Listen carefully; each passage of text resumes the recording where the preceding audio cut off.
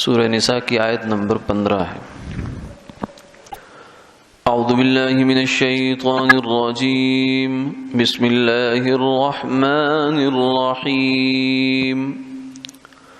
واللاتی یأتین الفاحشة من نسائکم فاستشہدوا علیہن أربعة منکم فإن شهدوا فأمسكوهن في البيوت حتى يتوفاهن الموت أو يجعل الله لهن سبيلا واللذان يأتيانها منكم فآذوهما فإن تابا وأصلحا فأعرضوا عنهما إن الله كان توابا رحيما۔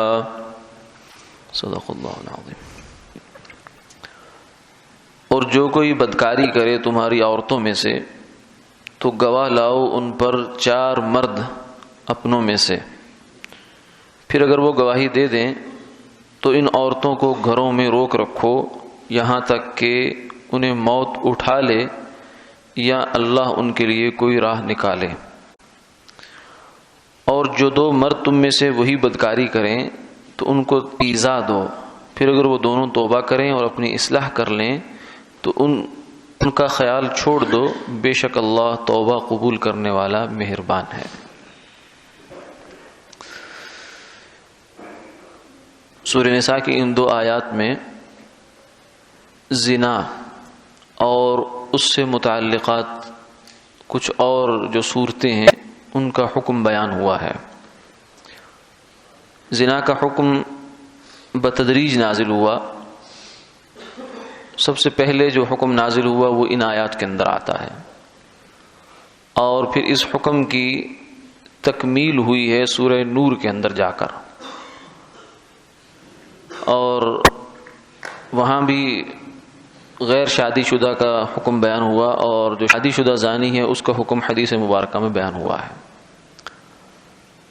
تو ابتدا یوں ہوئی کہ پہلے قرآن پاک کا یہ حکم آیا کہ جو عورتیں تمہاری ایسی ہوں کہ جن سے کوئی یہ بے حیائی کا کام یعنی زنا کا کام ہو جائے، تو پہلا حکم یہ تھا کہ ان کو ایذا دو، چاہے وہ عورت ہو یا مرد ہو، اور ان کو کچھ نہ کچھ ملامت، طعن و ملامت ہو جائے کہ یہ اچھا کام نہیں ہوا، اور اگر وہ توبہ کر لیں تو اچھی بات ہے، پھر ان کو دوبارہ گناہ کی عار دلانے کی ضرورت۔ فَأَعْرِضُوا عَنْهُمَا، کیونکہ انہوں نے توبہ کر لی اس لیے اللہ ان کی توبہ قبول کرنے والے ہیں، بخشنے والے ہیں۔ یہ تو ابتدائی حکم تھا۔ پھر یہ ہوا کہ اگر زنا کا کسی پر خاص تہمت لگ جائے تو اس کے لیے 4 گواہ مانگے جاتے ہیں۔ زنا کا حکم ایسا ہے، ایسا سنگین فعل ہے یہ کہ غیر حلال جگہ میں، جو جگہ حلال نہیں ہے، جو محل اللہ نے حلال نہیں رکھا انسان کے لیے، وہاں اپنی شہوت کو پورا کرنا، اپنی خواہش کو پورا کرنا، یہ زنا ہے، اور یہ بہت بڑا جرم ہے۔ اکبر الکبائر میں سے اس کو گناہ زنا کو جرم شمار کیا گیا، چاہے وہ رضامندی کے ساتھ ہو۔ زنا بالجبر تو ہے ہی ہے گناہ بہت بڑا، لیکن زنا بالرضا جو ہے یہ بھی بہت بڑا گناہ ہے، یہ معمولی درجے کا گناہ نہیں ہے۔ اور آپ صلی اللہ علیہ وسلم نے فرمایا کہ جس معاشرے میں زنا عام ہو جاتا ہے اس پر فقر، ذلت اور مسکنت غالب آ جاتی ہے۔ یعنی فقر کا مطلب یہی صرف نہیں ہوتا کہ پیسہ جیب میں نہیں ہوگا، بلکہ سب کچھ ہونے کے باوجود بھی بعض دفعہ انسان جو ہے وہ مارا پھرتا ہے، پریشان پھرتا ہے، الجھن میں پھرتا ہے، اور جو ہے وہ تباہی کی طرف جاتے ہوئے اس کو لگتا ہے کہ میں تباہی کی طرف جا رہا ہوں، اور جا بھی رہا ہوتا ہے، اور ذلت اور مسکنت بھی اس پر آ جاتی ہے۔ اور قرآن پاک میں فرمایا لا تقربوا الزنا انہ کان فاحشا وساء سبیلا۔ وجہ کیا ہے؟ وجہ یہ ہے کہ زنا معاشرے کو اجاڑ دیتا ہے۔ جس معاشرے میں زنا عام ہو جاتا ہے وہاں پھر خاندانی نظام، نسب، حسب، یہ سب تباہ ہو جاتا ہے رفتہ رفتہ۔ اور یہ تو پہلے تو صرف کتابوں میں لکھی ہوئی بات تھی، مفسرین نے جو کہا، علماء نے جو لکھا، لیکن اب ہم لوگ اپنی آنکھوں سے دیکھ رہے ہیں یورپ اور مغرب، جن کی طرف ہمارے مسلمان للچائی ہوئی نظروں سے دیکھتے ہیں کہ انہوں نے بڑی ترقی کر لی ہے، وہ بہت آگے نکل گئے ہم سے، وہ بہت اچھے ہیں۔ کچھ مسلمان ایسے بھی ہیں وہ کہتے ہیں کہ مسلمان تو بس گندے ہیں، ان میں سب برائیاں ہیں، لیکن کافر بڑے اچھے ہیں۔ بس اچھے کا مطلب ان کو تھوڑی سی وہ چکا چوند ذرا چمک دمک نظر آتی ہے، اس لیے ان کو اچھے لگ رہے ہیں، ورنہ حقیقت حال یہ ہے کہ وہ اچھے نہیں ہیں، وہ بیچارے جانوروں سے بدتر ہیں، بیچارے ہیں۔ اولئک کالانعام بل ہم اضل، جانور ہیں اور جانوروں سے بھی بلکہ بدتر گرے ہوئے ہیں۔ تو وہاں ان لوگوں نے چونکہ مذہب سے جان چھڑا لی، اللہ تعالیٰ سے انہوں نے کہا کوئی خدا نہیں ہے اور کوئی مذہب نہیں، کوئی پابندیاں نہیں، کوئی حرمت نہیں، جس مرضی انسان کا آزادی ہے جو مرضی کرے۔ تو اسی آزادی میں انہوں نے یہ کہا کہ ایک مرد اور عورت اگر آپس میں انڈرسٹینڈنگ کے ساتھ اپنے تعلقات جنریٹ کر لیتے ہیں تو کوئی ایشو نہیں ہے، ریاست کو اس پر کوئی اعتراض نہیں ہونا چاہیے۔ رفتہ رفتہ یہ قانون بنا اور اب وہاں ایک کھلا قانون ہے، اور پھر بلکہ اس سے بھی نوبت آگے گئی کہ ایک مرد کے ساتھ، عورت کے ساتھ شادی کر سکتی ہے، یہ لیگل ہو چکا ہے بہت سارے ملکوں میں۔ اب یہ تو ہو گیا، شیطان نے اس طرف ان کو لگایا، لیکن اب اس کا نتیجہ کیا نکل رہا ہے؟ نتیجہ یہ نکل رہا ہے کہ ان کی نسلیں تباہ ہو رہی ہیں، اور اب وہ سر پکڑ کے بیٹھے ہوئے، ان کے مفکرین ہیں، تھنک ٹینکس ہیں ان کے، وہ سر پکڑ کے بیٹھے ہوئے ہیں کہ ہماری جو نسل ہے وہ اب آگے بڑھ نہیں رہی ہے۔ مسلمان جو عفت اور عصمت کی زندگی گزار رہے ہیں ان کی تو نسل بڑھ رہی ہے، وہ اپنے آپ کو ایک بیوی تک محدود کرتے ہیں، ایک نکاح کے بندھن میں اپنے آپ کو باندھتے ہیں، اللہ کے سسٹم میں چلتے ہیں، تو نتیجتاً اللہ تعالیٰ ان کو برکتوں سے نوازتے ہیں، ان کی نسل بھی وجود میں آتی ہے اور چلتی بھی ہے، خاندان بھی وجود میں آتا ہے۔ تو وہ مسلمان تو بڑھ رہے ہیں لیکن وہ ان کی نسلیں کم ہو رہی ہیں۔ ایک کسی ملک کا مردم شماری تھی، اس میں انہوں نے کہا کہ سال کے بعد صرف ایک باشندے کا اضافہ ہوا، پورے سال میں صرف ایک، جو وہاں کی مقامی آبادی کا جو بندہ تھا اس میں صرف ایک بندے کا اضافہ ہوا۔ اگر پہلے 2 کروڑ تھے تو 2 کروڑ 1 انسان ہو گئے، باقی کسی نے بچہ پیدا نہیں کرتے۔ اس لیے کہ جو اللہ نے انسان کے اندر فطری خواہش رکھی ہے، جنس کی خواہش رکھی ہے، اس کو صرف اس لیے رکھا تھا کہ یہ اس کی بنیاد پر آگے نسل انسانی کی بقا کا سامان کرے گا، اس لیے نہیں رکھا تھا کہ یہ اپنی خواہش پوری کرتا رہے گا اور شہوت رانی کرے گا۔ یہ اللہ تعالیٰ نے ایک سسٹم رکھا تھا کہ اس سسٹم کے تحت چلے گا۔ اب جو ہوتا ہے، آدمی جو شادی کرتا ہے وہ تو بظاہر خواہش پوری کرنے کے لیے کرتا ہے، لیکن اگر اس سسٹم میں چلتا ہے تو نتیجہ یہ نکلتا ہے کہ شادی اس کو ذمہ داریوں میں باندھ دیتی ہے، جکڑ دیتی ہے، بچے پیدا ہوتے ہیں، پھر اللہ تعالیٰ بچوں کی محبت پیدا کر دیتے ہیں والدین کے دل میں، کفالت کرواتے ہیں ان سے، یہ اس کا ایک نظام ہے۔ وَمِنْ آيَاتِهِ أَنْ خَلَقَ لَكُم مِّنْ أَنفُسِكُمْ أَزْوَاجًا لِتَسْكُنُوا إِلَيْهَا وَجَعَلَ بَيْنَكُم مَّوَدَّةً وَرَحْمَةً، لیکن وہ لوگ ایسے نہیں چلتے۔ کیوں؟ اس لیے کہ یہی ایک خواہش کی بنیاد ہوتی ہے، شادی کی طرف تو انسان کو لے کے جاتی ہے، اور وہ اس کو کہتے ہیں کہ اوپنلی پورا کر لو، جہاں مرضی پورا کر لو۔ تو کوئی پاگل ہے، کوئی بیوقوف ہے کہ شادی کے بندھن میں بندھے گا؟ تو اسی لیے وہاں ان کا فرانسیسیوں کا ایک مفکر تھا، سارترے اس کا نام تھا، اس نے یعنی یوں سمجھے کہ ان کا علامہ اقبال تھا فرانس کا، تو اس نے ایک رکھیل رکھی ہوئی تھی عورت، نکاح نہیں کیا ساری زندگی اس کے ساتھ، اس نے داشتہ تھی، اور وہ فخر سے کہتے تھے کہ ہماری زندگی اچھی اس لیے گزری ہے کہ ہم نے نکاح نہیں کیا۔ لا حول ولا قوت الا باللہ، یعنی اس حد تک انسان الٹا ہو جاتا ہے، اللہ اس کی عقل جو ہے وہ سلب کر لیتے ہیں، اس کو جو بری بدتر چیز ہے وہ اچھی لگنا شروع ہو جاتی ہے۔ تو اب خیر نتائج وہ دیکھ رہے ہیں، تو یہ تو کتابی سب صرف اب بات نہیں رہے گی، اب تو واقعاتی بات ہو گئی ہے پوری دنیا میں۔ اس لیے زنا کو شریعت نے قطعاً جو ہے ہلکا نہیں لیا۔ شروع میں یہ حکم نازل ہوا کہ عورتوں کو، جو عورت ایسی ہو جائے اور اس پر یہ بات آ جائے، چاہے مرد پر آ جائے، تو کیا کرو، ان کو 4 گواہ ہونے چاہیے۔ زنا کا جرم چونکہ سخت ہے، عام معاملات میں 2 گواہ چلتے ہیں۔ آپ کسی پر دعویٰ کرتے ہیں کسی نے میرے پیسے دینے ہیں، تو عدالت کہتی ہے گواہ لاؤ، 2 گواہ لکھے جاتے ہیں اسٹامپ پیپر میں، جہاں کہیں بھی نیچے 2 گواہ لازمی ہوتے ہیں۔ لیکن زنا کا حکم ایسا ہے کیونکہ یہ عام معاملہ نہیں ہے، یہ سنگین مسئلہ ہے، اس لیے فرمایا کہ اس پر 4 گواہ چاہیے ہوں گے، اور وہ مسلمان ہونے چاہیے، اور وہ آزاد ہونے چاہیے، غلام نہیں ہونے چاہیے، اور وہ عقل مند ہونے چاہیے، بالغ ہونے چاہیے، نابالغ نہیں ہونے چاہیے، اور وہ مرد ہونے چاہیے، عورتیں نہیں ہونی چاہیے۔ تو یہ گویا کہ شہادت کا سب سے کڑا معیار ہے اسلام میں، جو گواہی کا سب سے جو کڑا معیار، سب سے جو سخت ترین معیار ہے وہ زنا کی گواہی ہے۔ اور یہ فرمایا کہ ان پر گواہ بناؤ، جب گواہی پوری ہو جائے تو پھر عورتوں کو روک لو۔ یہ ایک عبوری مرحلہ تھا، ابھی سزا پوری نہیں ہوئی۔ فرمایا کہ یہاں تک کہ وہ وہیں فوت ہو جائیں، یا یہ ہے کہ اللہ تعالیٰ کوئی راستہ نکالے۔ یعنی اس آیت نے اشارہ کر دیا کہ ابھی زنا کی سزا پوری نہیں ہوئی، یہ ایک ابتدائی حکم ہے۔ اور پھر حدیث پاک میں آتا ہے کہ آپ صلی اللہ علیہ وسلم نے فرمایا خذوا عنی خذوا عنی خذوا عنی۔ اس آیت کے نازل ہونے کے بعد فرمایا کہ لے لو لے لو لے لو۔ قد جعل اللہ لہن سبیلا، اللہ نے سورہ نساء میں جن عورتوں کے بارے میں سزا کا، یا جن زنا کرنے والوں کے بارے میں سزا کا وعدہ کیا تھا، وہ وعدہ پورا ہو گیا، سزا آ گئی۔ وہ کیا ہے؟ البکر بالبکر جلد 100 وتغریب عام والثیب بالثیب، کہ کوارا مرد کواری عورت یعنی غیر شادی شدہ اگر وہ زنا کریں تو ان کے لیے 100 کوڑے ان کی سزا ہے۔ اور یہ سورہ نور میں پھر تفصیل سے بیان ہوئے الزانی والزانی فجلدوا کل واحد منہما 100 جلدہ، کہ ہر ایک کو 100 کوڑے لگاؤ۔ ولیشہد عذابہما طائفۃ من المؤمنین، ساتھ ہی یہ بھی فرمائے ولا تأخذکم بہما رأفۃ فی دین اللہ ان کنتم تؤمنون باللہ والیوم الآخر۔ اے انسانوں، اے مسلمانوں، یہ جو سزا ہے یہ سخت ہے، میں جانتا ہوں، لیکن یہ سزا دیتے ہوئے تمہارے دل میں نرمی نہیں آنی چاہیے۔ وَلَا تَأْخُذْكُمْ بِهِمَا رَأْفَةٌ فِي دِينِ اللَّهِ، یہ اللہ کا حکم ہے۔ آپ صلی اللہ علیہ وسلم جب ایک چور کا ہاتھ کاٹا جا رہا ہے، روایات میں آتا ہے کہ آپ غمگین تھے، اور یہ بھی آتا ہے کہ مطلب ایک افسوس کی کیفیت تھی، لیکن اس کے باوجود سزا جاری کی ہے۔ یہ نہیں کہا کہ ہاں مجھے رحم آ گیا لہذا سزا ہٹا دو۔ یہ تو بچوں والا کام ہے، عورتوں والا کام ہوتا ہے، جذبات نہیں۔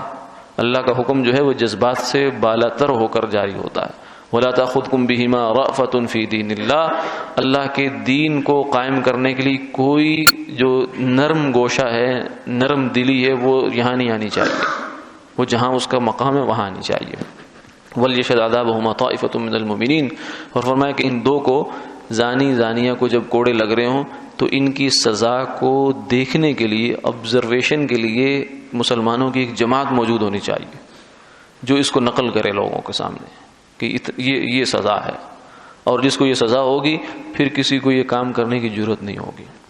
تو یہ تو ہو گیا غیر شادی شدہ۔ اور شادی شدہ کے بارے میں فرمایا کہ رجم کی سزا ہے۔ شادی شدہ آدمی اگر زنا کرے اور 2 طریقوں میں سے کسی ایک طریقے سے ثابت ہو جائے، یا وہ خود اقرار کرے کہ میرے سے گناہ ہوا، اور ایسا کرے گا تو 4 دفعہ اقرار اس سے کروانا ضروری، 4 مختلف الگ الگ سیٹنگ میں وہ اقرار کرے گا، تو ہر اقرار ایک گواہی کے برابر ہو جائے گا، پھر اس پر سزا ثابت ہو جاتی ہے۔ اور یا پھر 4 گواہ ثابت کریں گے، جب 4 گواہوں نے یہ بات ثابت کر دی تو اب اس کو رجم کیا جائے گا، یعنی اس کو پتھر مار مار مار کے ختم کر دیا جائے گا۔ یہ وہ سزا ہے جو دل دہلا دینے والی ہے۔ اور 1400 سال گزر گئے ہیں، آج بھی جو ہے 2-3 کیس ہوئے زمانے رسالت میں ہوئے کہ ایک عورت نے آ کر انہوں نے خود اقرار کیا تھا کہ ہم سے یہ کام ہوا۔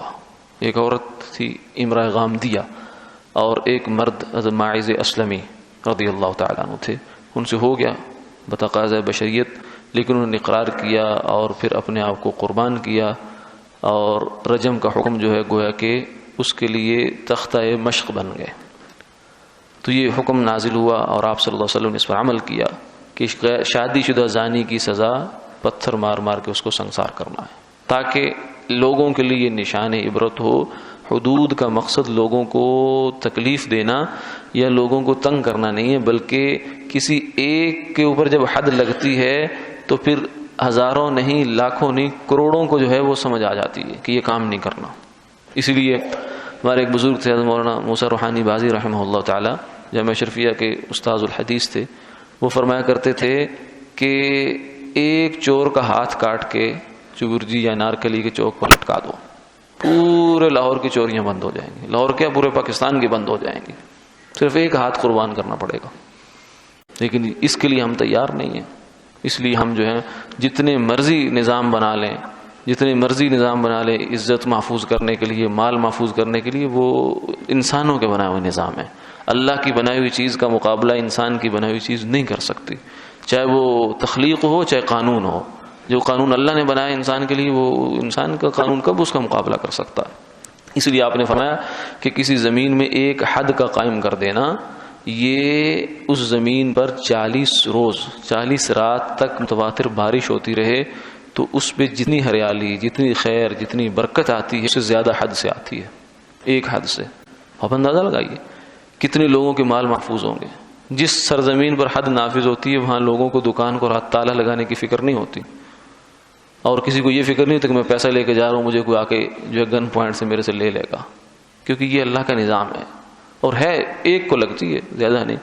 اب دیکھ لیجئے 1-2 رجم کے کیس ہوئے ہیں اور آج تک کافر تو کافر مسلمانوں کے دل دہلتے ہیں اس سے. رجم چیز ایسی اللہ نے رکھی ہے کہ جس کے بعد مجرم کی جو نفسیات ہے نا وہ بالکل سناٹے میں آ جاتی ہے، اس کو ہمت نہیں ہوتی، جرأت نہیں ہوتی یہ کام کرنے کی. تو یہ سزا کو اللہ تعالیٰ نے بیان فرما دیا. پھر اس کے بعد اگلی آیت میں یہ بیان فرمایا. رجم سے سلسلے میں ایک بات یہ بھی نوٹ کرنے کی ہے کہ امت مسلمہ کا اس پر اجماع ہے اور حدیث سے ثابت ہے. حضرت عمر رضی اللہ تعالیٰ نے فرمایا، ایک موقع پر فرمایا کہ میں دیکھ رہا ہوں اپنی نظر فراست سے کہ ایک زمانہ آئے گا کہ ایک بندہ جو ہے وہ اپنی مسند پر بیٹھ کر یہ کہے گا انا لا نجد الرجم فی کتاب اللہ. یہ جو رجم کی سزا ہے یہ قرآن میں ہمیں نہیں ملتی. ٹھیک ہے، اور یہ بھی انسان اپنے ناقص مطالعے سے یہ بات کہتا ہے، ورنہ صحیح مطالعے سے یہ بات ملتی ہے. حضرت عبداللہ بن مسعود رضی اللہ تعالیٰ عنہ کی خدمت میں ایک عورت نے مسئلہ پوچھا. کہنے لگی کہ یہ جو عورتیں بالوں میں بال گندھوا لیتی تھی پرانے زمانے میں اور جسم کے اندر نشان بنایا کرتی تھی، اس کے بارے میں کیا حکم ہے؟ انہوں نے کہا صحیح نہیں ہے. تو اس نے کہا کہ میں نے تو قرآن پاک پڑھا ہے لیکن اس میں مجھے کہیں نظر نہیں آیا یہ حکم، آپ کہاں سے کہہ رہے ہیں؟ یہ وہی طرز عمل ہے جو آج کل بھی کچھ لوگ کہتے ہیں، مولانا صاحب قرآن سے دلیل دیں مجھے، حدیث سے دلیل دیں مجھے. تو انہوں نے کہا کہ لو قرأتہ لوجدتہ، تو نے قرآن نہیں پڑھا، اگر تو پڑھتی تو تجھے نظر آ جاتا، کیونکہ قرآن میں تو نے یہ آیت نہیں پڑھی وما آتاکم الرسول فخذوہ وما نہاکم عنہ فانتہوا، کہ تمہیں اللہ کے رسول جو کچھ دیں وہ لے لو اور جس چیز سے روک دیں اس سے رک جاؤ. یہ قرآن کی آیت تو ہے. اور جب حضور نے منع فرما دیا اس عمل سے تو قرآن نے تو منع کیا، تو نے دھیان سے پڑھا نہیں ہے. تو عمر نے فرمایا کہ ایک آدمی یہ آئے گا قیامت میں اور آ کر قریب جا کر یہ کہے گا کہ مجھے رجم کا حکم قرآن میں نہیں ملتا. جب قرآن میں نہیں ملتا تو پھر گویا کہ ہے ہی نہیں، مولویوں نے اپنے پاس سے بنایا ہوا ہے. تو آپ نے فرمایا کہ آگاہ رہو کہ حضور نے رجم کیا، ہم نے رجم کیا، اور رجم کا حکم ثابت ہے، حق ہے شرعن، یہ ایک حد ہے. اچھی طرح کان کھول کر چلے گئے امت کے. لیکن بدقسمتی سے جب آدمی متاثر ہوتا ہے غیروں سے تو غیر اعتراض تو کرتے ہیں کہ اسلام کے حدود جو ہے ظالمانہ ہیں، اسلام بڑا ظالمانہ مذہب ہے. ہاں انہیں کوئی چوروں کے لیے ظالمانہ ہی ہونا چاہیے، اپنوں کے لیے نہیں ہے. جو بندہ شریف ہے اس کے لیے کوئی ظلم نہیں ہے. ہاں چور کے لیے مذہب کو جو ہے دہشت والا ہی ہونا چاہیے. تو اس میں سے ہمارے ماضی قریب کے ایک صاحب تھے امین حسن اصلاحی صاحب، جن کی تفسیر تدبر قرآن کے نام سے معروف بھی ہے، مارکیٹ میں ملتی بھی ہے. ڈاکٹر اسرار صاحب ان کے بڑے فین ہیں.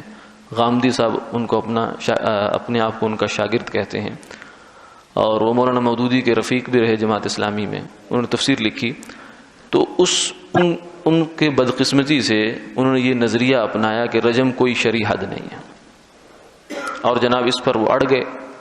علماء نے حدیثیں پیش کی، ماعز اسلمی سے یہ ہوا ہے، ان کو رجم کیا گیا. تو بجائے اس کے کہ وہ اپنی بات پر نظر ثانی کرتے، وہ کہنے لگے کہ ماعز جو تھے وہ تو گنڈا تھا، ایک بدماش تھا، نعوذ باللہ من ذالک. حالانکہ حضور نے فرمایا جب ان کو رجم کر کے صحابہ واپس آئے نا تو مختلف طرح کی باتیں کر رہے تھے کہ یہ کیا ہوا، یہ کیا ہوا. تو آپ نے فرمایا کہ یہ جو تم کمنٹ پاس کر رہے ہو یہ ایسی باتیں نہ کرو، اس لیے کہ اس نے توبہ کی ہے، اور اتنی سچی توبہ کی ہے، اتنی پکی توبہ کی ہے کہ اگر وہ پورے مدینہ پر بانٹ دی جائے تو سب کی مغفرت ہو جائے. لیکن انہوں نے ایک نظریہ گھڑا، اور گھڑنے کے بعد اس پر بجائے اس کے نظر ثانی کرنے کے، ہٹنے کے بجائے صحابہ کے اوپر جو ہے بوچھاڑ کر دی. ان کو کہہ دیا کہ ماعز اسلمی جو تھے وہ تو گنڈے تھے، بدماش تھے، نعوذ باللہ من ذالک. اللہ تعالیٰ حفاظت فرمائے.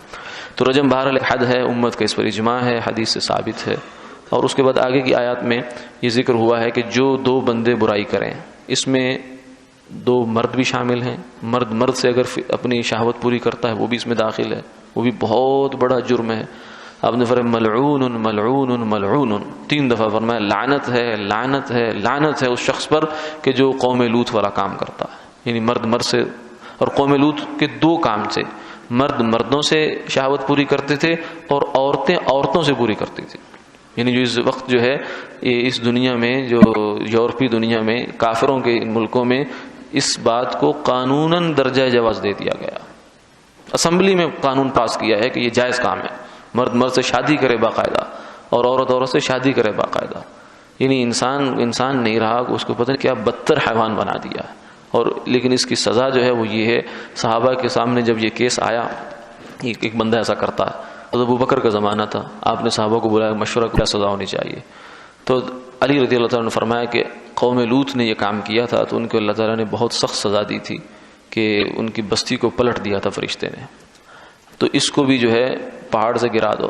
اس لیے علماء نے مختلف طرح کے اس کی سزائیں، کسی نے کہا پہاڑ سے گراؤ، کسی نے کہا دیوار کے نیچے کھڑا کر کے دیوار گرا دو، اور کسی نے کہا کہ اس کو قتل کرو، اور کسی نے کہا کہ آگ میں جلا دو۔ یعنی یہ زنا سے بھی بدتر جرم ہے۔ زنا تو پھر بھی چلو کچھ نہ کچھ ایسی چیز ہے کہ جو غیر فطری اتنا نہیں ہے، نکاح سے پھر وہی عمل جائز ہو جاتا ہے، لیکن یہ عمل تو ایسا بدترین ہے کہ یہ کبھی بھی جائز نہیں ہوتا، اور اس سے جو ہے وہ کتنے مسائل جنم لیتے ہیں، یہ تو اللہ حفاظت فرمائے۔ وآخر دعوانا الحمد للہ رب العالمین۔